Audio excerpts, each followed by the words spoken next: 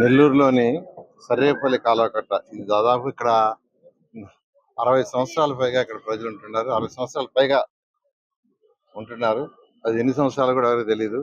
GSL medical institutions మరియు కిమ్యూ international university భాగస్వామ్యంతో Indian aligned MBBS course అడ్మిషన్లు అందిస్తోంది నియో. అలాంటి ఈ ఏరియాలో వీళ్ళకి పట్టాలు లేవు. ఏదో మీరు ఇక్కడ ఉంటున్నారని ఒక కాగితం ఇచ్చారు, మీరు ఇక్కడ నివసిస్తున్నారని.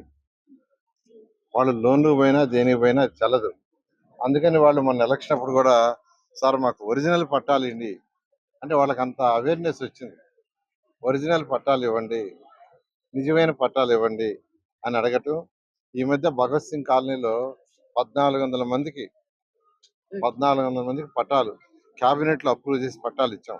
క్యాబినెట్ లో అప్రూవ్ చేసి గవర్నర్ ముఖ్యమంత్రి గారి వారు వర్చువల్ గా యాక్చువల్ గా దాన్ని పట్టాలు ఇవ్వడం జరిగింది.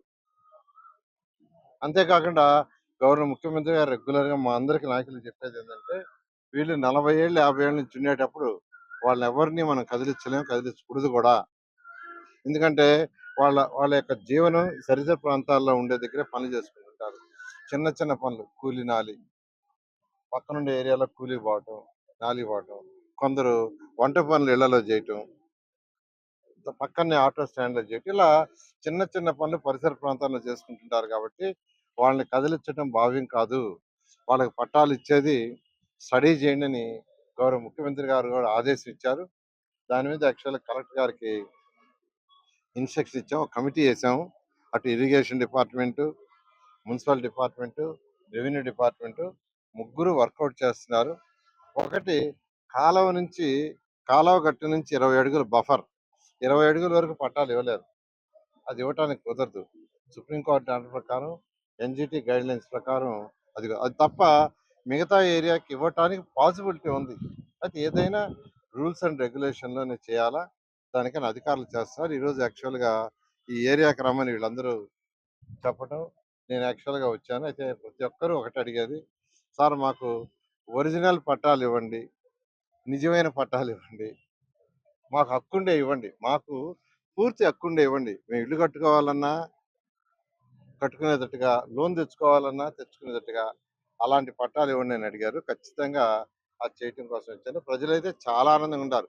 తల్లికి వందనం అయితే ఒక్కొక్కరింట్లో 2 3 కూడా వచ్చింది ఏరియాలో. వాళ్ళ ఆనందానికి అద్దులు లేవు. ఈ విధంగా ఈ ప్రభుత్వం సంక్షేమాలు చాలా బాగా చేస్తుందని వాళ్ళే చెప్తున్నారు, వాళ్ళ నోటికున్నానే. అయితే వైసీపీ ప్రభుత్వం మాత్రం భరించలేకపోతుంది. ఆ ఆనందాన్ని, ప్రజలు ప్రశాంతంగా ఉంటాం, ఈ రాష్ట్రంలో ప్రజలు ప్రశాంతంగా ఉంటాం, ప్రజలు ఆనందంగా ఉంటాం, వైసీపీ వాళ్ళు భరించలేకపోతున్నారు. భోగాపురం ఎయిర్పోర్ట్ మనం ఓపెన్ చేశారు. ఆ భోగాపురం ఎయిర్పోర్ట్కి యాక్చువల్గా వచ్చిన జనం ఎలా వచ్చారంటే, తరలి వచ్చారంటే 5 లక్షల పైగా వచ్చారు.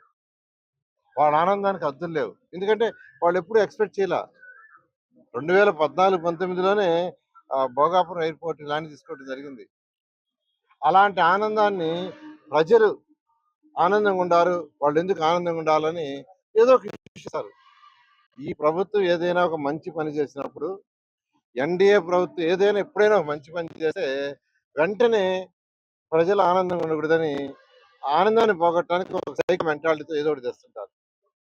బిఎస్సీ ఎగ్జామ్ చేశారు. 16,000 మంది యువతకు ఉద్యోగాలు ఇచ్చారు. ప్రభుత్వ జాబ్, గవర్నమెంట్ జాబ్స్ 16,000 మందికి.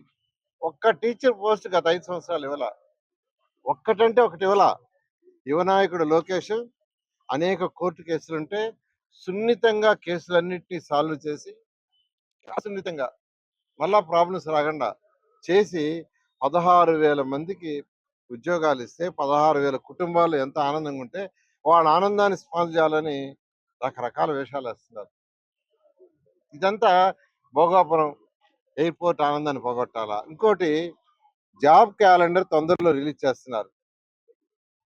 జాబ్ క్యాలెండర్, ఆ కమిటీలో నేను కూడా ఉన్నా, దాదాపు ఫైనల్ అయిపోయింది.